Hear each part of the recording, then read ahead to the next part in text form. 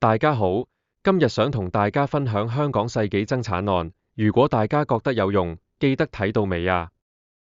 大家好，歡迎來到這個講述真實奇案的頻道。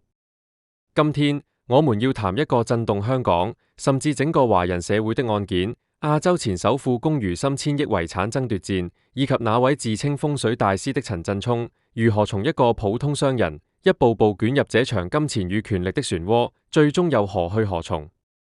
想象一下，一個女人擁有數百億港元資產，卻在晚年孤獨離世。她的遺產本應造福社會，卻引發了一場長達10多年的法庭拉鋸戰。一邊是家族慈善基金，另一邊是一位風水師，手持一份新遺囑，聲稱自己是唯一繼承人。這份遺囑是真的愛情證明，還是精心策劃的欺詐？真相遠比你想象的更黑暗。讓我們從頭說起。龔如心1937年出生於上海，後隨家人移居香港。他的一生充滿傳奇色彩。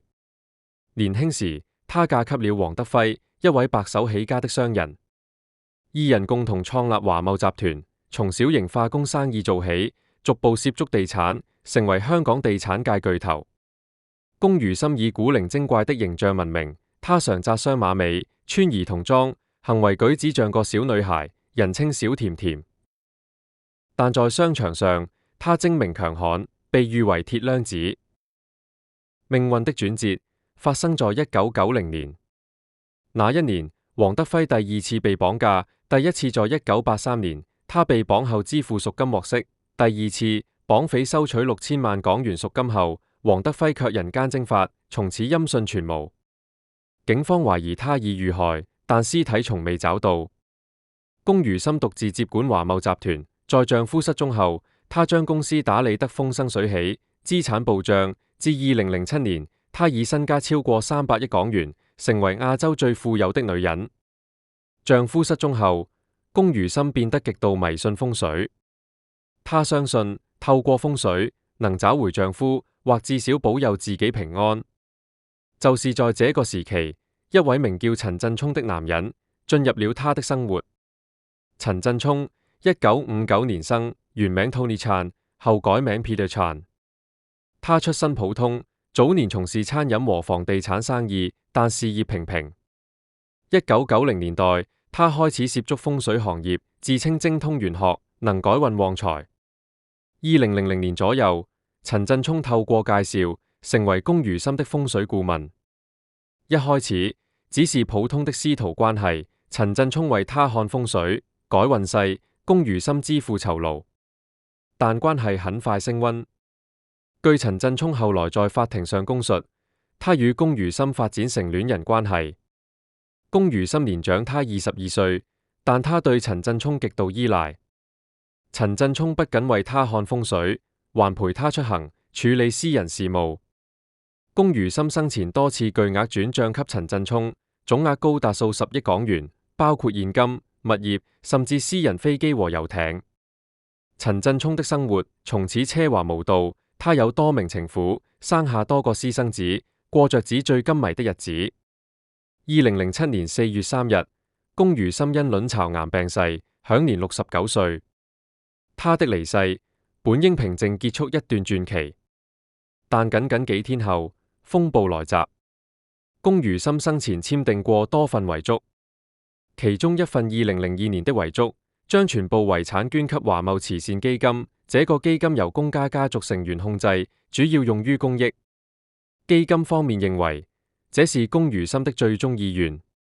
然而，陳振聰卻拿出了一份2006年的遺囑，這份遺囑只有2頁紙，簽署日期為2006年10月，內容簡單：龔如心將全部遺產留給我的愛人陳振聰，並指定他管理基金。陳振聰聲稱這是龔如心親筆簽署，在證人面前完成。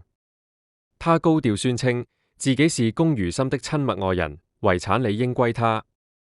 於是，香港史上最昂貴的遺產爭奪戰爆發，涉案金額高達1000億港元，法庭審訊長達數年，傳召超過30名證人，判詞厚達300多頁。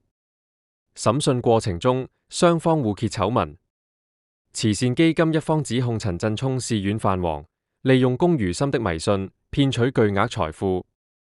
他們聘請專家鑑定遺囑簽名，證據顯示2006年遺囑的簽名有明顯偽造痕跡，筆跡不穩，墨水滲透異常，且與龔如心慣常簽名不符。更有證人指，陳振聰曾多次要求龔如心改遺囑，但被拒絕。陳振聰則堅稱遺囑真實。他在庭上憶述與龔如心的真愛，展示二人親密照片，甚至聲稱龔如心曾許諾永不分離。他解釋巨額轉賬是愛的禮物，而非欺詐。但他的證供漏洞百出，他承認有外遇和私生子，卻無法解釋為何龔如心在2006年已重病，卻突然立下新遺囑。2010年2月，香港高等法院裁決2006年遺囑為偽造，遺產全數撥歸華懋慈善基金。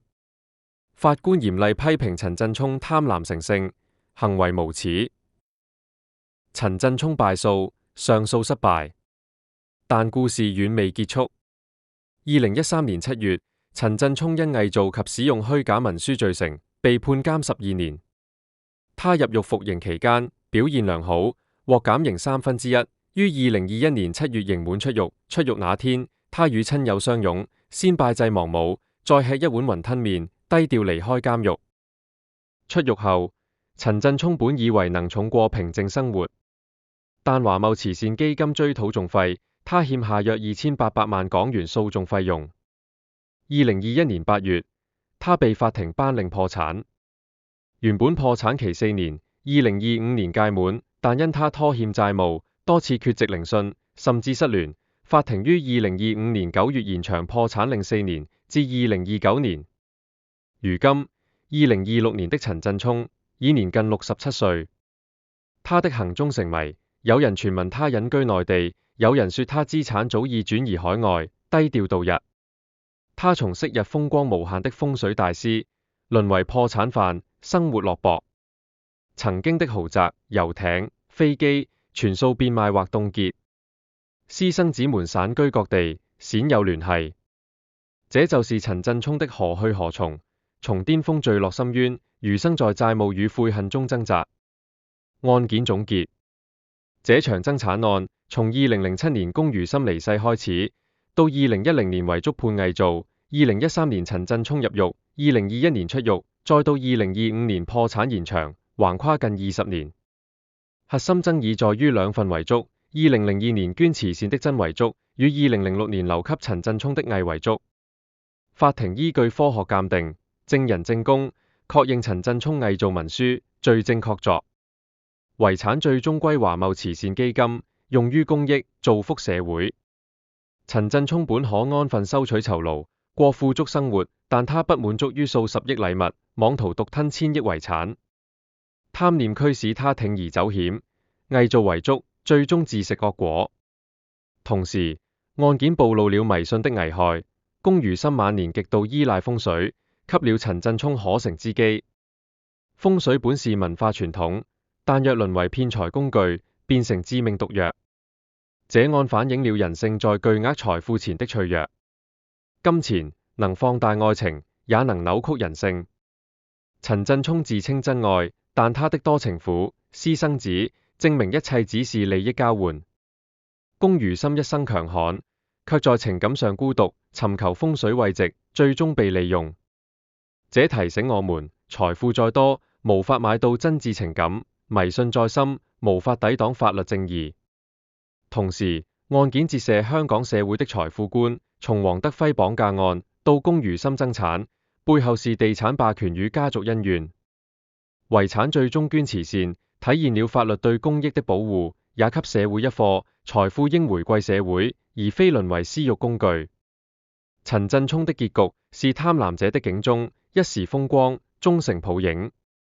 聽眾們，你們如何看待這案？歡迎留言討論。下期再見。如果大家喜歡呢段內容，麻煩俾個 like，訂閱頻道，再分享俾朋友。你的支持係我繼續製作嘅最大動力，感謝大家。